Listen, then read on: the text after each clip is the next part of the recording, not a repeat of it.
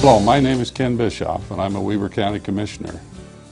I welcome you to Fort Buenaventura and hope you have a wonderful time as you visit this great facility. Okay, this is a long rifle. You can see it's very long. When the rifle is grounded, it's up to chin level or even higher. This one has a 45-inch barrel, which is certainly averagely, if not slightly above averagely long. This particular gun is a copy of one that was made by Melchior Fordney, who built rifles in Lancaster, Pennsylvania from 1807 to 1846 when he died. It's a pretty fancy grade rifle. And when a flintlock is loaded, there is a powder charge in the barrel followed by a ball, and then there's another powder charge in the pan here. And there's actually three, they're not quite distinct, they're very rapid, but there are three flashes. One, the powder in the pan goes off, which ignites the powder in the barrel. So you get a flash out the end of the barrel, and then it will kick a spark out to the side. So there's actually three distinct flashes there. And if you want to just watch, I'll load this sucker. Got a powder horn and pouch on my side here. Got a powder measure so that I get a predictable amount of charge in it. This is a horn tip powder measure. I'm pouring in 42 grains of powder, which is the load that this particular rifle likes. I need to get a patch and a ball. I'm using a spit patch here, but ordinarily if you were hunting or something, you'd use a greased patch. And a ball, which is a little round ball here. Okay. What I'm going to do is I'm going to put the patch over the end of the barrel here and set that ball right in the middle of it so that it will grip the ball as it goes down to the barrel. That seals the bore and holds the ball in the barrel.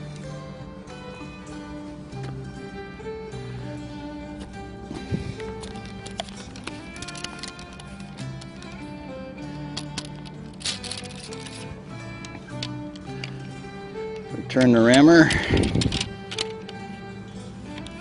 Okay. Actually, this part here with the flint is called the cock, and this is called the frizzen. The frizzen is hardened steel so that when the flint hits the steel, it creates a spark that ignites the powder that's in what's called the pan. And the powder in the pan ignites the powder in the barrel through what's called a touch hole. There's a tiny hole in there between the pan out here and the barrel. So that's how you get ignition.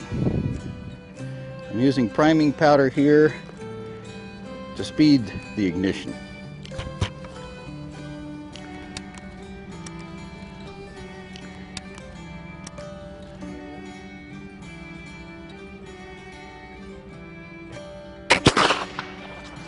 That one's a little bit of a delay, almost a hang fire.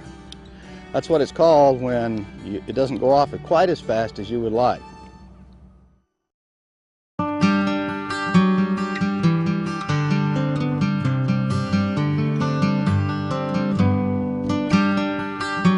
I want to demonstrate to you here about how the mountain men and frontiersmen went about trapping a beaver.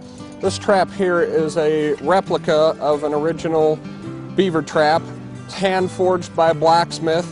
These two large V's on either side are the springs that provide the power for the trap. There's a chain attached to the trap, and this chain would have been used to stake the trap down so that the beaver couldn't carry the trap away. I have a smaller trap here. This would have been used for muskrat or smaller animals like that, and I'm going to demonstrate setting this trap. What the frontiersmen would do is they would find a trail that had been used by beaver coming up out of a beaver pond, and they would set their trap on or near that trail. And you set the trap by placing it on your knee and compressing the springs. And then you set this little plate here, which is the trigger for the trap. You had to be careful or you'd lose a finger in the process. They would again place this trap in the trail, and using a tomahawk like this one, they would cut a stake and they would stake this trap down so that the beaver couldn't carry the trap off.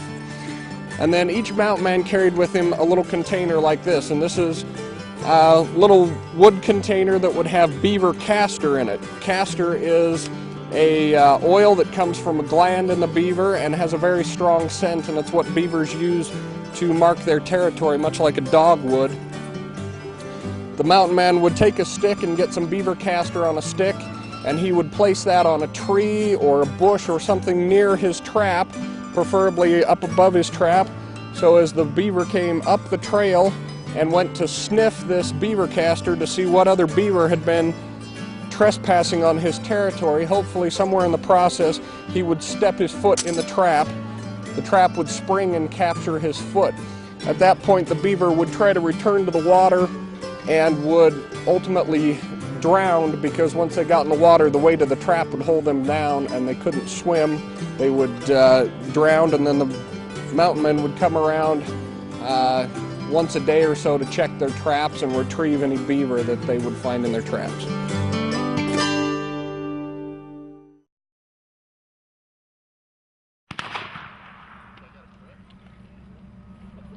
Shoot that turkey!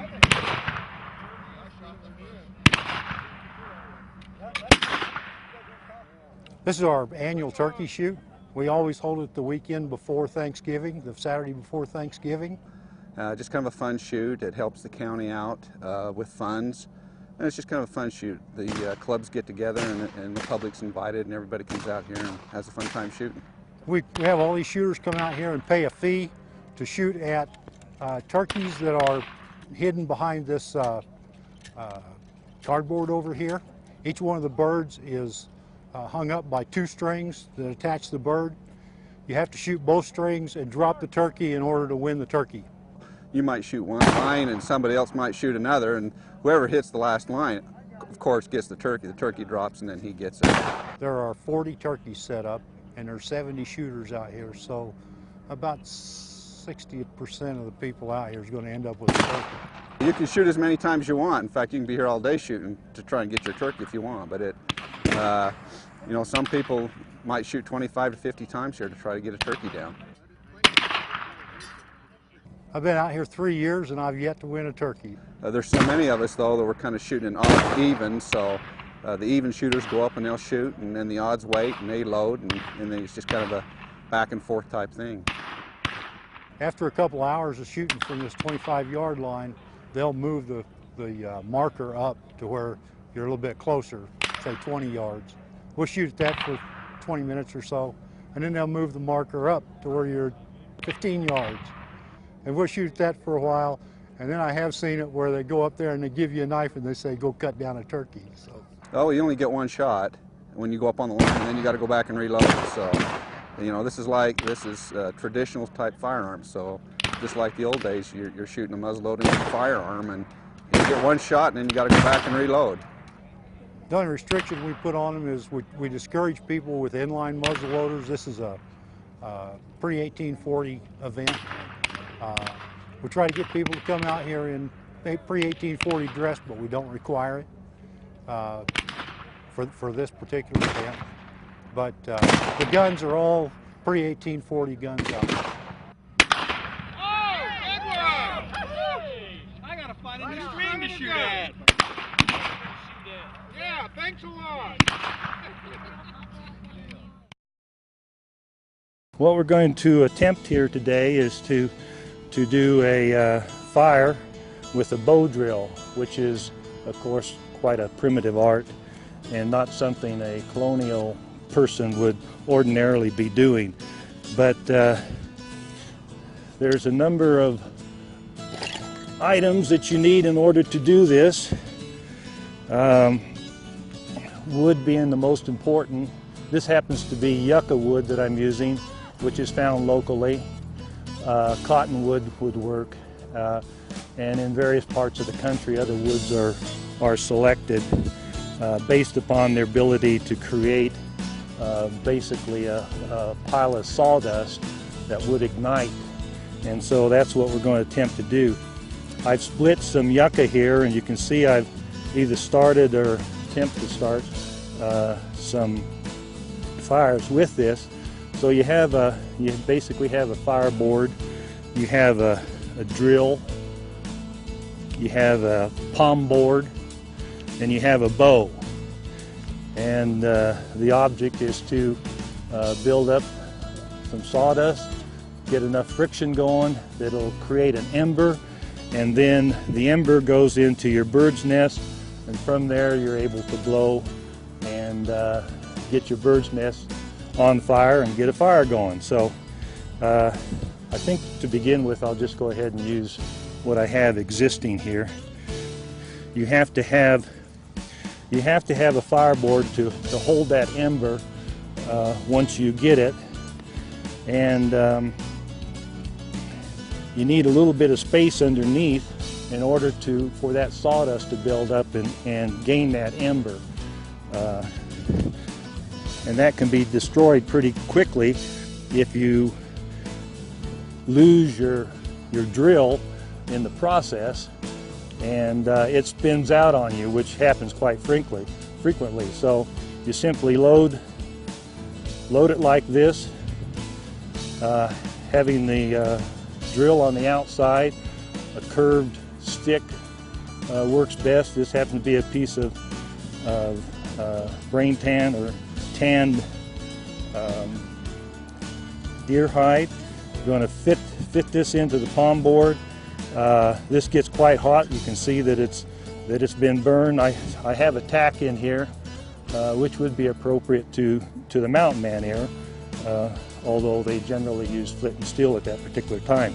So it's a matter of resting that drill in, and there's a process called burning in. So they usually start out slow like this. Since this is one that's been used and many times you're able to use, and you see that flipped out. What you need to do is to be aware of the pressure that you have on there. Of course, too much pressure and then you can't turn the drill, the bow, so there's quite a process here.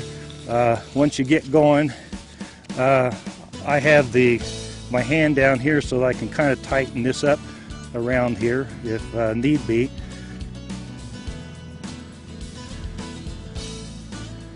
See what happens here. Get it started here and get it burned in a little bit. And the trick is to go long enough that you do have an ember. So often you see smoke and you want to stop, or the bow flips out or something happens and you're not successful.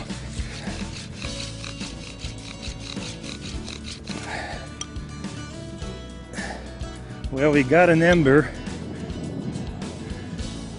You can see we have an ember. The next thing is to get it in there and see whether we can get it going.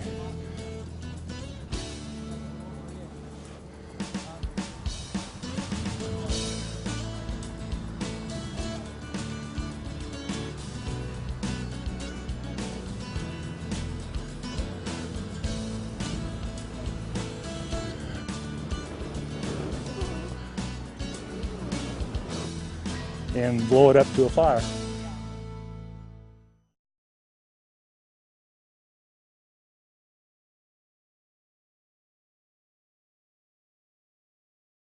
I'm demonstrating starting fire by flint and steel. Flint and steel's been around for a really long time. I understand the Romans used it. I understand the Vikings were using it. There have been a lot of steels recovered from graves, from Viking graves and habitations that they've found that date back to the year 1000. What I've got here is a mixture of local materials that the colonials would have. This lighter stuff here is tow, which is the fibers that are too short to make linen out of. Seems that lots of people used to have an acre or so of flax growing in their yard, and that was so they can make clothes for the family during the year.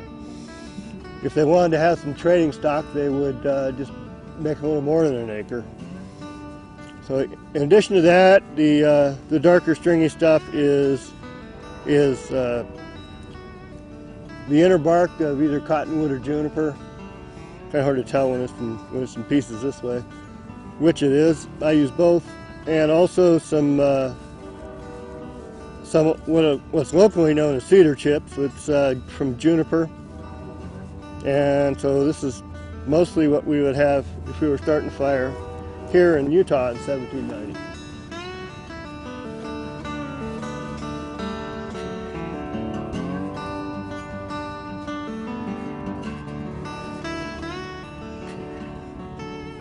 Got a piece of wood. It's called char. It's cottonwood, which is also local. What you do is you got a chunk big enough to fit in whatever can you're going to use, and you've got holes, either a hole in the top or some holes in the side, in order to let air in. They're like nail holes, some little holes. And then you put it in the fire, and what happens is that the wood gets a chance to off-gas but not burst into flames. So it does that for a while, and then when it quits smoking out of the holes, then it's ready to take out of the fire. If the wood's brown, it's not done enough, and if it's black, it is.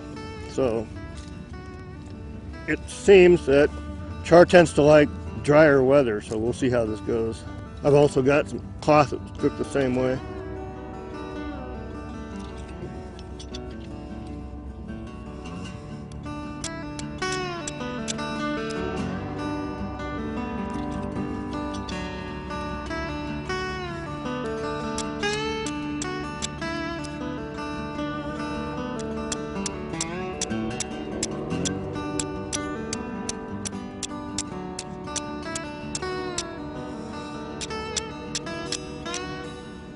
So that's going now. Unlike using the bow drill or a magnifying glass, which they also used back then, this is a colder spark. So it takes a little bit more nursing. But you can see the smoke, you can look in and see the glow on the wood.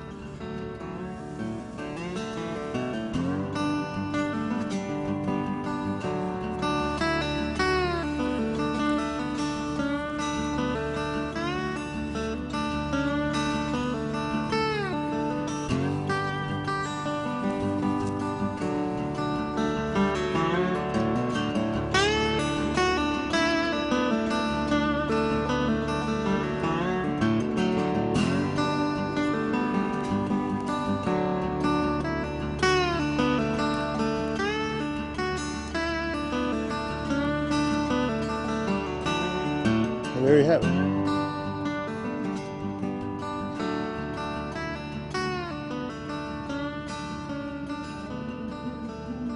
And then of course you put some sticks around it and such. This is a piece of pitch wood. It happens to be pine. It'll burn pretty good in this. It burns hotter and likes to keep flame longer than just a piece of the finer fuels, which are the tow and the char.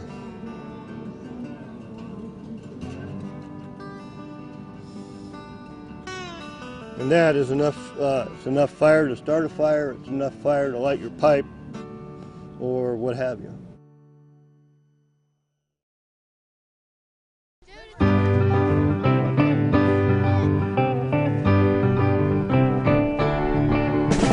Well, what we're doing out here is we've got a Klondike Derby.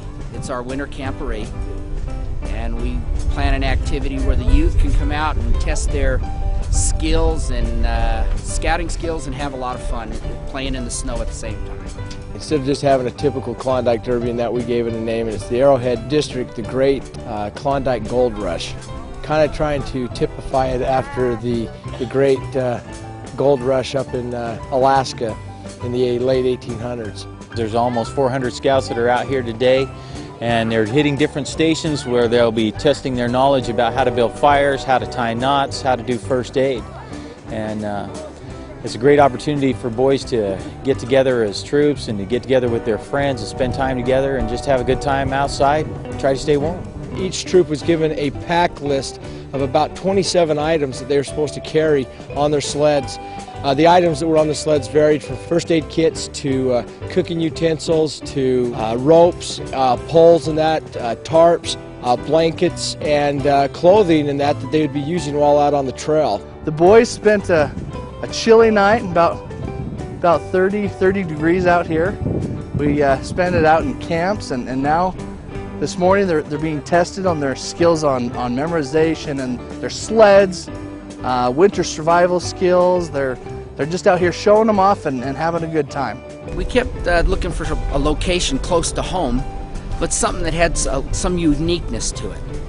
And a few of our leaders have been out here to Fort Buenaventura in the past, and we thought, well, you know, this might be a good idea. Let's go out. We surveyed it, and it just fit right into our plans.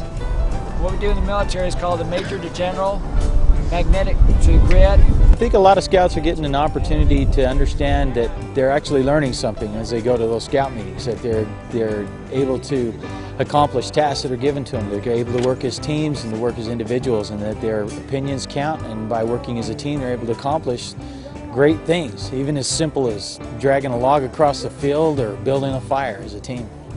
And we set up towns, and all the town names are based on names in the towns in Alaska. And they go from town to town, racing against time and testing their skills and their time at different events at these different towns. I'm the mayor of Polar Cove. So here I'm just a scout leader helping the boys learn knots. See how that works? My station here is we're actually building fires, and what they're doing is they're building fire in a pit, and then they have a can in which they're got an ice block with some little gold nuggets in it, and they have to melt that ice to get those nuggets out. And if they are able to build a fire, they get points for their fire, they get points for getting the nuggets out, and they also get bonus points for the nuggets themselves. They also have to take a quiz, and they have to be able to answer some questions as far as what they're doing, as far as how to build a fire, safety of a fire, and those kinds of things. And they're having a good time. Not only that, they get a chance to get warm. Here, Matt. Wait just a minute. Stop. All this little stuff, keep them. Pick it up. There you go. We have a compass course for the boys laid out. We have a 100-foot baseline, and we assign them a station to begin from. Then they have a scorecard, and they go, you know, they have an azimuth and a distance that tells them that they need to go, so they determine their pace count. Then they take the scorecard, and they'll go 3 distances and directions, and they should wind up back on the baseline, and then we score them from there, kind of a little competition. The boys and stuff in that, in conjunction with their scout leaders and that, are supposed to build a sled. Plans were given to them. Some of the sleds that we've seen have been made out of materials from wood to metal. Some of them have been made out of PVC pipe or ABS pipe. If it didn't snow, we improvised and we put some, I don't know, rollerblades on the sleds, I guess. It still would have been cold, but I think we'd still have a good time. Boys still have a great time. The boys make it all well worth it. For the last 4 weeks, you know, we've seen little spots of snow and stuff, but everything looked like we were going to have basically a brown out Klondike. And this whole week we've just we're hoping and keeping our fingers crossed and praying for snow. And well, woke up Friday morning, there we got our snow. We got at least 2 or 3 inches, and that's what we needed to make it fun. I get the satisfaction of actually watching these young men grow, these boys grow into men, and to see them develop and grow and to be able to excel at everything that they do. You know, I love Scouts, partly for what we can do for the boys. It's kind of like being a teacher, I guess. You ask somebody why they're a school teacher, it's kind of why I do this, but frankly I enjoy the outdoors too. So it's kind of nice to get out, be involved with the boys. After lunch we'll have the awards ceremony and give some prizes out for their hard-earned efforts, and just try and tell them thanks for coming, and we'll see them next camp out.